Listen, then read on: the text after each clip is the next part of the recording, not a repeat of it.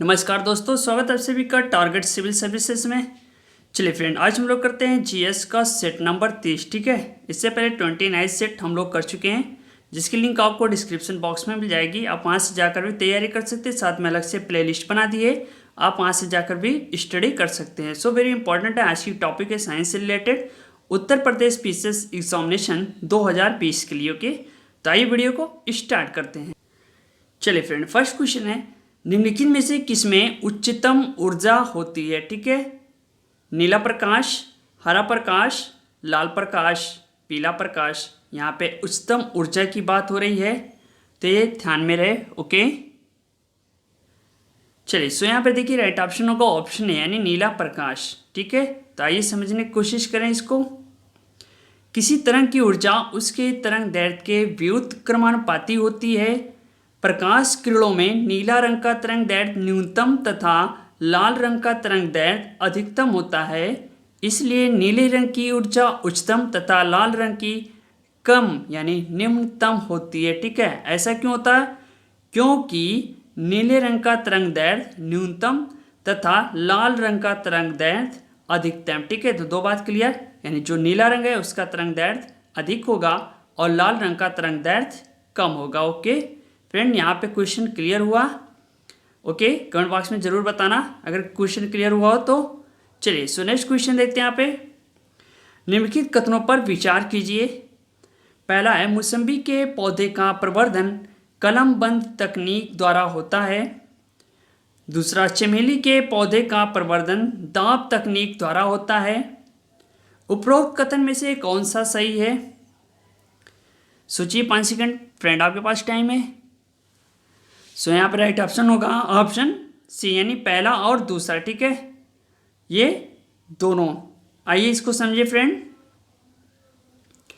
मौसम्बी के पौधे का प्रवर्धन कलमबंद तकनीक द्वारा होता है। दाब तकनीक में पौधे की तना शाखा को दबाकर भूमि से संपर्क कराया जाता है।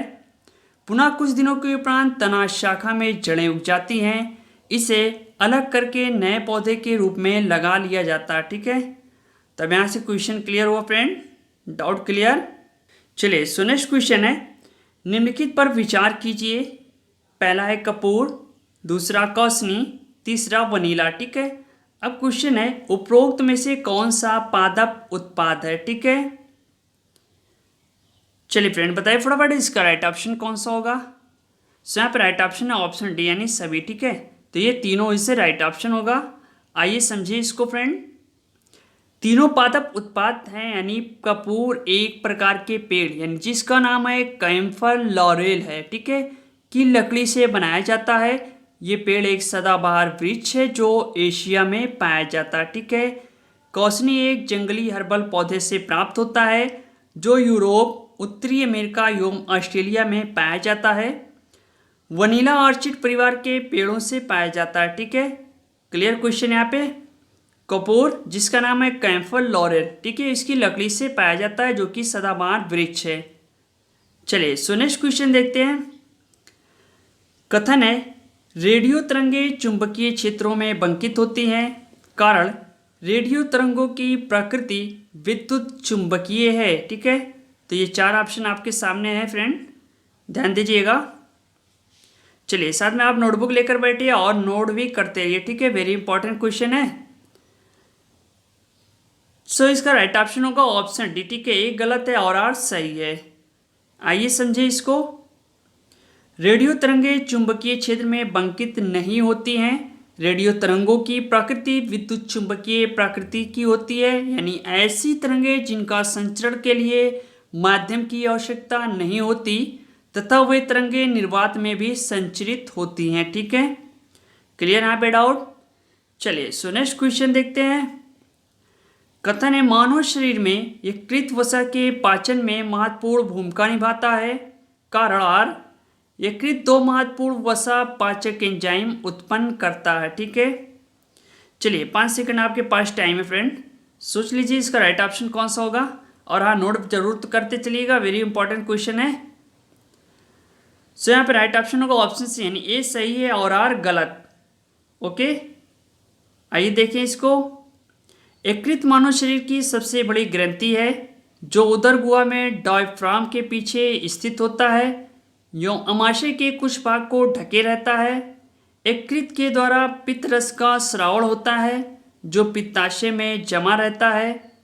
पित्त इस भोजन को अम्लीय से क्षारीय बनाता है तथा वसायुक्त भोजन के पाचन में महत्वपूर्ण भूमिका निभाता है। ठीक है, तो यहाँ से क्लियर हो गया आपका। ओके, नोट कर लीजिए, अगर कोई भी स्टूडेंट नोट कर रहा है तो वो नोट कर ले। चलिए, सो नेक्स्ट क्वेश्चन है, निम्नलिखित में से कौन अंडे देता है सीधे बच्चे नहीं? ठीक है, एकिडना, कंगारू, सेही, व्हेल, यानी सीधे बच्चे नहीं देता। ठीक, चलिए, सो यहाँ पर राइट ऑप्शन होगा ऑप्शन ए यानी एकिडना। Okay friend, clear question. एकिडना और प्लेटिपस यानी दोनों एकमात्र अंडे देने वाले स्तनधारी हैं। ये काफ़ी इंपॉर्टेंट है। ओके, चलिए, सो नेक्स्ट क्वेश्चन है, निम्नलिखित में से कौन सा एक कीटाहारी पादप है? पैशन फ्लावर पादप, घटपर्ली, रात की रानी, फ्लेम फॉरेस्ट।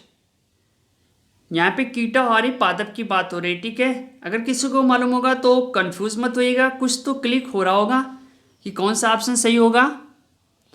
सो राइट ऑप्शन होगा ऑप्शन बी यानी घटपर्ली से राइट ऑप्शन। आइए देखिए इसको। घटपर्ली एक कीटाहारी पादप है। ये शिकार पकड़ने की अपने बनावट के कारण मांसभक्षी पौधे के रूप में जाना जाता है। इसकी पत्तियां कीटों को पकड़ने के लिए थैले के समान आकृति में परिवर्तित हो जाती है।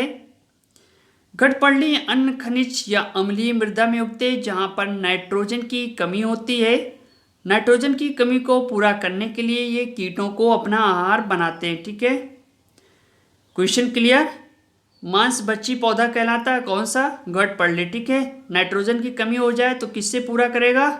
कीटों को मारकर ये अपना आहार बनाता है। ठीक है, नाइट्रोजन की कमी दूर करने के लिए। और हाँ, जहाँ पर नाइट्रोजन की कमी होती है वो पौधे यहीं पर उगते भी हैं, ये भी ध्यान में रहना चाहिए। ओके, चलिए, सो नेक्स्ट क्वेश्चन है, निम्नलिखित में कौन सा सही है? ठीक है, राष्ट्रीय कोशिका विज्ञान केंद्र Mysore, centre for DNA fingerprint Hyderabad, राष्ट्रीय मस्तिष्क अनुसंधान केंद्र हरियाणा।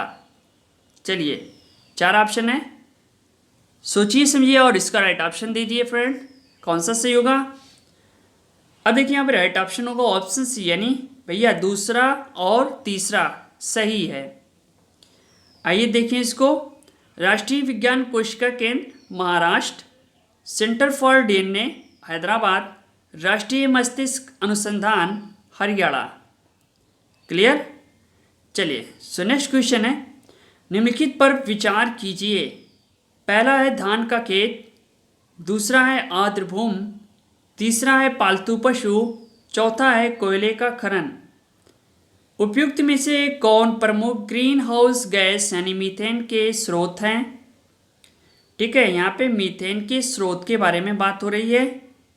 चलिए फ्रेंड, अब यहाँ पे राइट ऑप्शन होगा ऑप्शन डी यानी सभी। ये चारों क्या है? मीथेन के स्रोत हैं। ठीक है, ऐसा क्यों? आइए देखते हैं इसको। धान के खेत, कोयले की खदानें एवं पालतू पशु वातावरण में मीथेन उत्सर्जन के मानवीय स्रोत हैं। ठीक है, जबकि आर्द्र भूमि, समुद्र, जलीय मीथेन उत्सर्जन के प्राकृतिक स्रोत है। ठीक है, तो यहाँ पे धान के खेत, कोयले की खदानें एवं पालतू पशु ये मानवीय स्रोत में आते हैं मीथेन के उत्सर्जन में। ठीक, क्वेश्चन क्लियर। चलिए, सो नेक्स्ट क्वेश्चन है, कथन है हमारे आहार के सभी प्रोटीन का पाचन केवल स्मॉल इंटेस्टाइन में होता है। कारण आर, पैंक्रियास से प्रोटीनों को पाचन करने वाली एंजाइम को क्षुद्रांत में छोड़ा जाता है। चलिए बताइए फ्रेंड, यहाँ पे राइट ऑप्शन कौन सा होगा? सो यहाँ पे राइट ऑप्शन है ऑप्शन डी। ठीक है, ए गलत है और आर सही। ठीक, आइए देखिए इसको। अग्नाशय से अग्नाशयी रस निकलता है जिसमें ट्रिप्सिन नामक रस प्रोटीन को पचाते हैं। छोटी आंत से स्रावित इरेप्सिन नामक एंजाइम सभी प्रोटीन पदार्थों का एमिनो अम्ल में परिवर्तित करते हैं। ठीक है, क्लियर क्वेश्चन। चलिए, सो नेक्स्ट क्वेश्चन है, एथलीट फुट रोग किस कारण होता है? जीवाणुओं से, फफूंद से, प्रोटोजोआ से, कृमि से। चलिए यहाँ पर राइट ऑप्शन होगा ऑप्शन बी यानी फफूंद से। ठीक है, आइए देखते हैं इसको। एथलीट फुट एक प्रकार की बीमारी है जो फफूंद से होती है। ये त्वचा का संक्रामक रोग है जो पैरों की त्वचा के फटने, कटने और मोटे होने से होता है। फफूंद ऊपरी त्वचा की मृत कोशिका को संक्रमित कर इस रोग को फैलाता है। ठीक है, क्लियर यहाँ पे। चलिए सो नेक्स्ट क्वेश्चन है, निम्नलिखित में कौन सा युग्म सही है? Silver iodide, horn silver, silver chloride, कृत्रिम वर्षा, जिंक फॉस्फाइड चूहे का विष, जिंक सल्फाइड फ्लॉस्फरॉन। देखिए यहाँ पर राइट ऑप्शन होगा ऑप्शन सी। ठीक है, जिंक फॉस्फाइड चूहे का विष। आइए देखते हैं इसको। सिल्वर आयोडाइड, कृत्रिम वर्षा, silver chloride, horn silver, zinc phosphide चूहे का विष, जिंक सल्फाइड फ्लॉस्फरॉन। ओके सो फ्रेंड, ये रही वीडियो को लाइक करो और ज़्यादा से ज़्यादा शेयर करो अपने दोस्तों के साथ। ओके फ्रेंड, यूपीपीसीएस अगर निकालना है, एसटीएम की पोस्ट लेना है तो आप हमारे यूट्यूब चैनल को सब्सक्राइब करें और ज़्यादा से ज़्यादा शेयर करें। ओके, मिलते हैं नेक्स्ट वीडियो के साथ। Okay, thanks, best of luck, thank you, धन्यवाद।